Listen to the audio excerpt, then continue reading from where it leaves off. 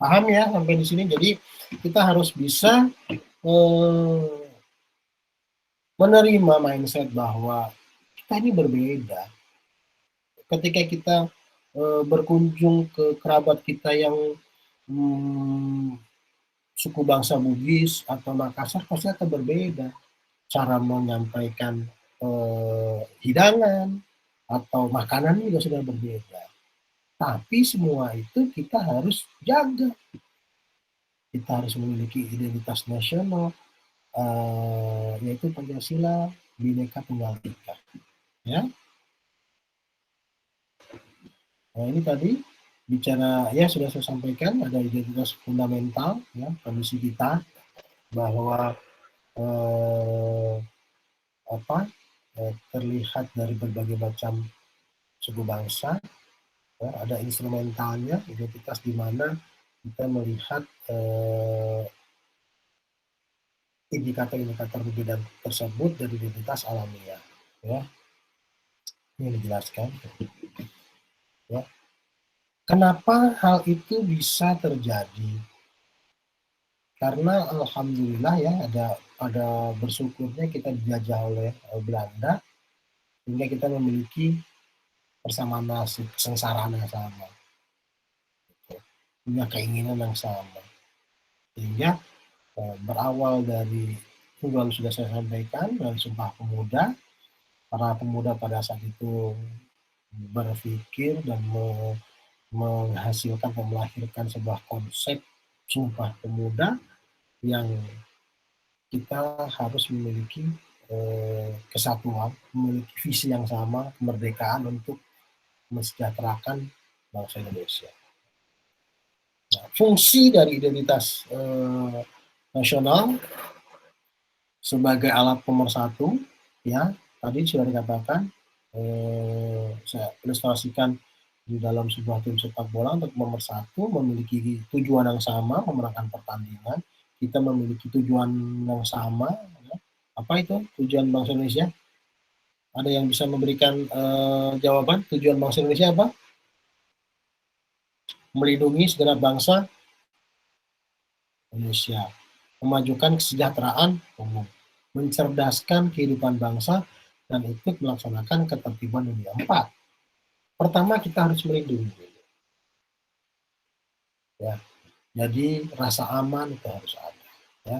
Kemudian sebagai pembeda dengan bangsa lain, kemudian yang ketiga merupakan landasan negara dan sebagai identitas tersebut sebagai namanya unsur pembentukan identitas nasional. Ada agama, ada suku bangsa, ada kebudayaan, dan ada bahasa. Baik. Ini kita sudah masuk ke sekarang, ada identitas milenial, gitu. Suatu kelompok yang usia dari beberapa kelompok pembagian subkultur misalkan usia, milenial ini menurut Schiffman dan Kanuk. Kemudian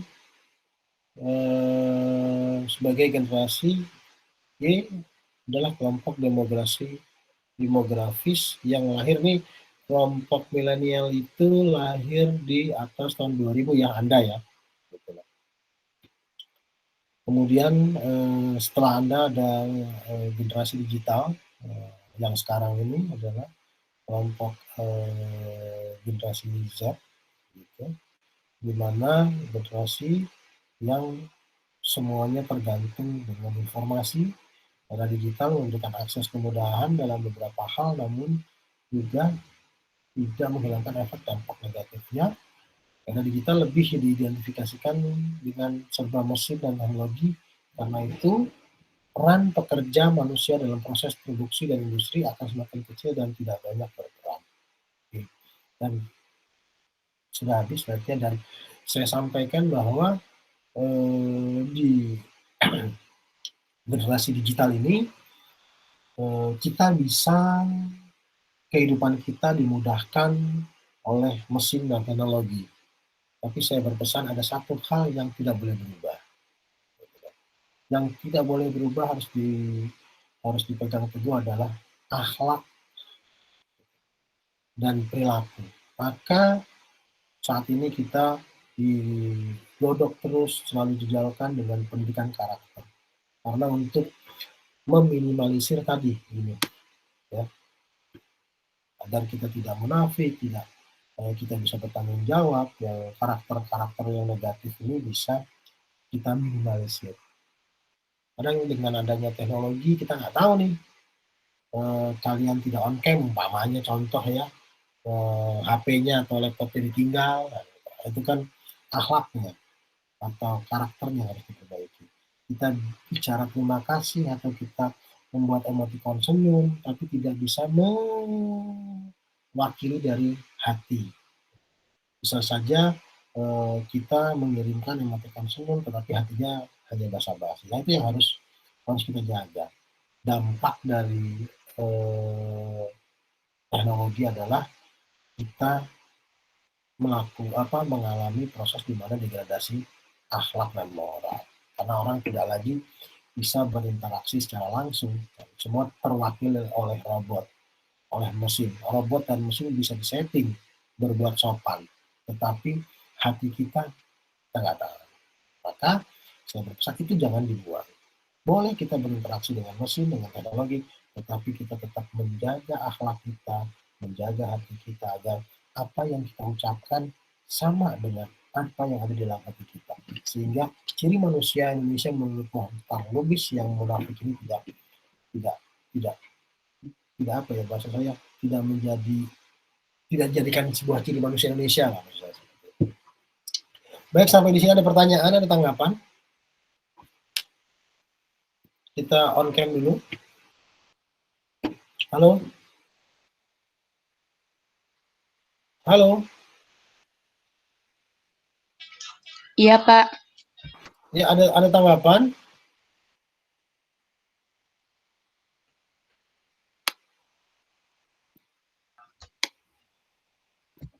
Bapak, saya izin nanya. Ya, kita on cam ya, teman-teman. Saya juga mau ambil gambar nih. Makan tahun ya. Ya, silakan.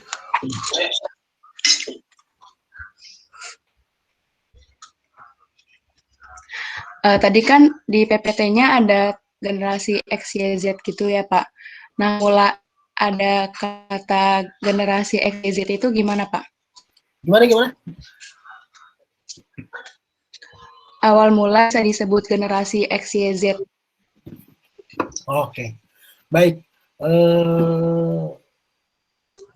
Pemisahan generasi X, Y, Z atau milenial itu, saya izin ambil gambar dulu ya. Mumpung lagi on cam semuanya, coba on cam semuanya. Ya, 1, 2, 1, 2, 3. Lagi. Ya, teman-teman yang belum on cam, masih banyak yang kosong. Bentar.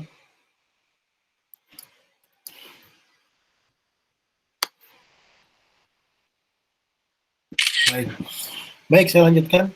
Jadi bicara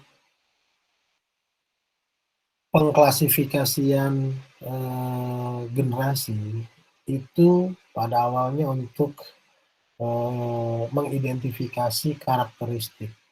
Jadi ada yang dikatakan generasi baby boomers. Baby boomers itu generasi mungkin eyang kalian, kakek nenek kalian, kan gitu loh. Sampai ke orang tua kalian itu generasi sampai awal tahun 80 kalau nggak salah. Nah, dari mulai 80 sampai ke 2000 mulai masuk generasi milenial ya, di mana adanya perubahan. Contoh kita bicara ke orang tua kita atau ke kakek kita, ini sudah lintas generasi. Mereka bicara update status nggak paham gitu loh. Mungkin ada yang bisa mengikuti, tetapi sebagian besar dia sudah nggak paham, pusing gitu. Karena karakternya dibentuk tidak dengan karakter teknologi digital. Maka ada perbedaan. Gitu loh. Kadang mungkin kita bisa menemukan generasi di atas kita yang baby boomers, dia nggak mau pakai Android gitu loh. Dia nggak mau karena dia pikir pusing gitu loh. Udahlah, perlu sama saya telepon aja, nggak usah pakai WA-WA-an. Ada yang seperti itu. Itu karakteristik. Kemudian juga yang terbiasa cashless, ya, orang tua kita atau kakek kita mungkin ya, kalau di kalian sudah kelas pakai ya, belum bisa menyesuaikan pembayaran menggunakan OVO. Dia lebih pede pakai cash. Ada ya? Masih menemukan gitu nggak? Saya kalau nggak pegang uang cash, nggak bisa nih. Tapi sebaliknya, di generasi Anda, ngapain pegang-pegang uang cash? Sudah di tap, aja selesai. Pakai scan barcode dan lain sebagainya. Nah, yang membedakan itu untuk membedakan pola-pola karakteristik secara teknologi. Sehingga, who knows, anak cucu kita nanti, kita nggak bicara pakai handphone lagi. Bisa jadi handphonenya hanya ditanamkan berupa chips, berupa seperti memory card gitu loh.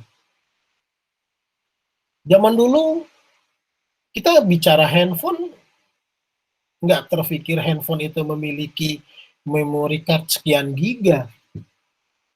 Dulu yang penting hanya bisa berkomunikasi. Maka era-era dulu Bobby Boomers itu beranggapan handphone untuk alat komunikasi. Nah, milenial sampai generasi Z sekarang berpikir bukan handphone, tapi smartphone. Karena di situ bukan hanya untuk berkomunikasi, sudah bicara bekerja. Contoh, misalkan kita di dalam rapat, orang-orang dulu, baby boomers, dia hanya berpikir, kok notulensinya nggak dicatat, kamu malah mainan HP aja, gitu kan. Padahal sekretarisnya anak milenial, gitu loh. Yang dia tidak perlu kertas lagi, dia mencatat notulensi progress report pekerjaan, notulensi rapat sudah dari smartphone-nya karena sudah ada aplikasinya. Nah, itu yang membedakan kenapa ada generasi-generasi. Dasar untuk membedakan, oh ini generasi baby boomers, ini generasi milenial, ini generasi Z, ini generasi Y. Ya, mungkin itu yang bisa saya sampaikan. Jadi perbedaannya sangat cepat. Kalau dari baby boomers ke milenial butuh sekian puluh tahun, mungkin kita nanti semakin cepat tuh rentangnya. Karena apa? Proses perubahan revolusi industri, revolusi teknologi ini luar biasa.